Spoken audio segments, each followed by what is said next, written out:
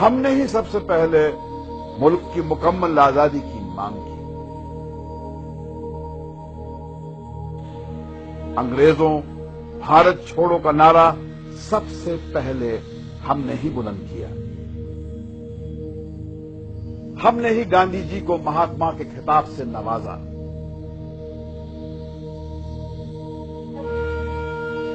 ہم نے ہی ہندو مسلمان ایکتا اور بھائی چارے کی نیو ڈالی۔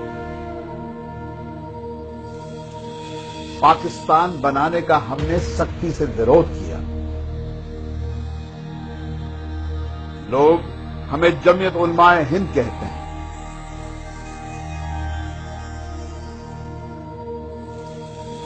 ہم جیتی جاگتی ایک مثال ہیں بھارت کی انیکتا میں ایکتا کی۔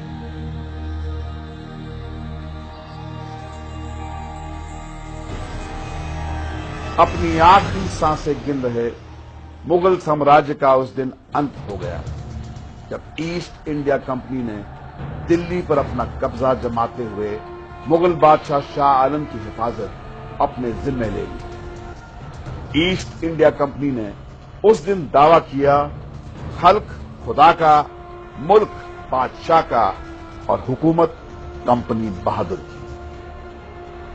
اس کے جواب میں دلی کے شاہ عبد العزیز نے مسلم علماء کی طرف سے ایک فتویٰ جاری کر کے کہا ملک غلام ہو گیا ہے، ملک کو آزادی دلانا اب ہماری ذمہ داری ہے۔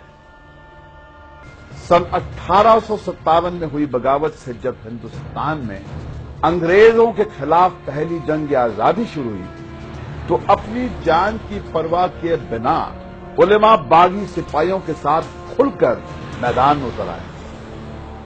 ایسٹ انڈیا کمپنی نے یہ اعلان کیا کہ جہاں بھی مولوی ملے پکڑو اور مار ڈالو۔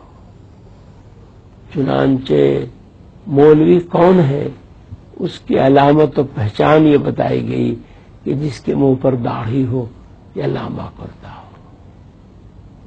50,000 سے زیادہ داڑھی کرتے والے اس کے بعد پورے ملک میں قتل کیے گئے۔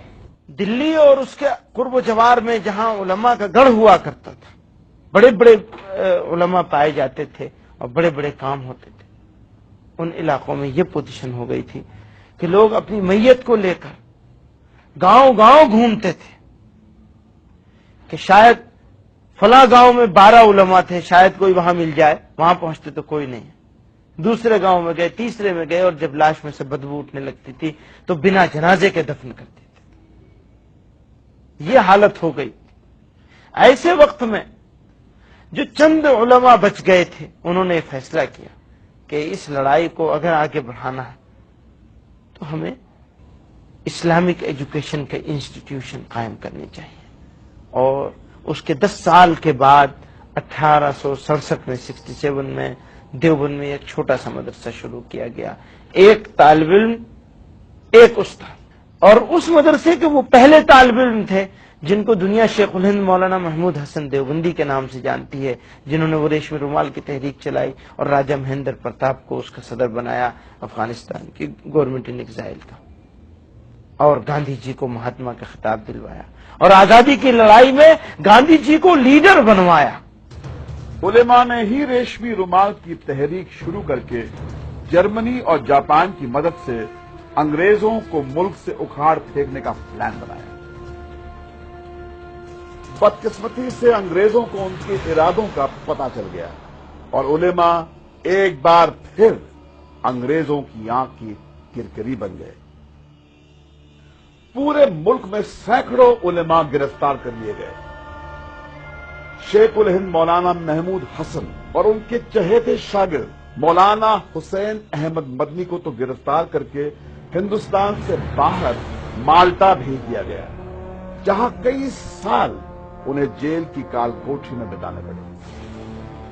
اپنی اس ناکامیابی سے علماء یہ بات اچھی طرح سمجھ گئے کہ ہنسا کا راستہ اپنا کر وہ ہندوستان کی غلامی کو ختم نہیں کر سکتے۔ علماء نے سن 1919 میں جمعیت علماء ہند کے نام سے ایک نئی تنظیم شروع کی اور جن آندولن کو انگریزی حکومت کے خلاف ایک نیا ہتھیار بنایا۔ پبلک اوپینین کو فارم کرنے میں جمعیت کا کوئی مقابلہ نہیں ہے جنگ آزادی کے۔ یہ سب سے بڑی چیز تھی کہ جب فیئر اتنا چھا چکا تھا لوگوں کے مائنڈ پہ کہ برٹش سرکار کے خلاف بولنا تو دور کی بات، ان کے بارے میں سوچنا بھی لوگوں نے چھوڑ دیا تھا۔ ایسا ذہن بن چکا ہو، آپ اپنے رولر سے اتنے مروب ہو چکے ہوں کہ آپ کی آزادی کی خواہش مر چکی ہو، ایسے وقت میں کچھ لوگ اٹھے اور آپ کے دل میں آزادی کی خواہش کو جگا دے، اس سے بڑا کوئی رول نہیں ہو سکتا۔ گاندھی جی کے ساتھ جنگ آزادی کے ہر مورچے پر جمعیت نیتا قدم سے قدم ملا کر چلتے رہے۔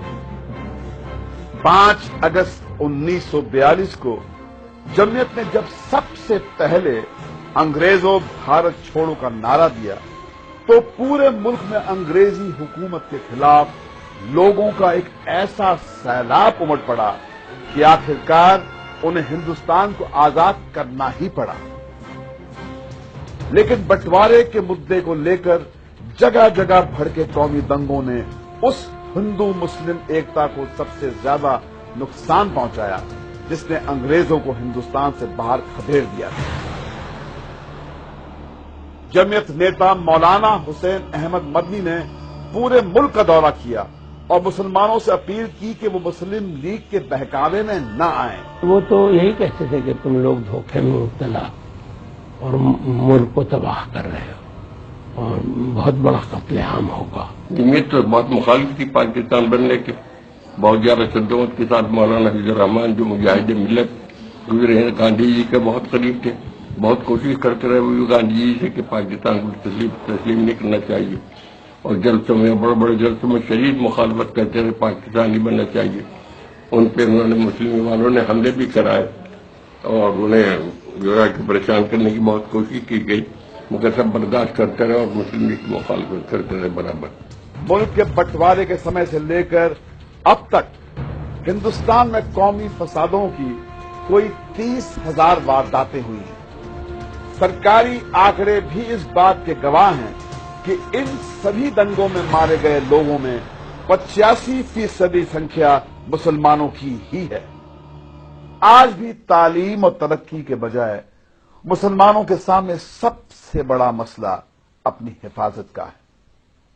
مٹھی بھر مسلمانوں کے ہنسا کی کسی واردات میں شامل ہونے کے شک کی سزا پوری قوم کو دی جاتی ہے، ان کا قتل عام ہوتا ہے، ماں بہنوں کی عزت لوٹ لی جاتی ہے، دنگائیوں سے جان بچانے کی بجائے پولیس اور سرکاریں خود مسلمانوں کی جان کی دشمن بن جاتی ہیں۔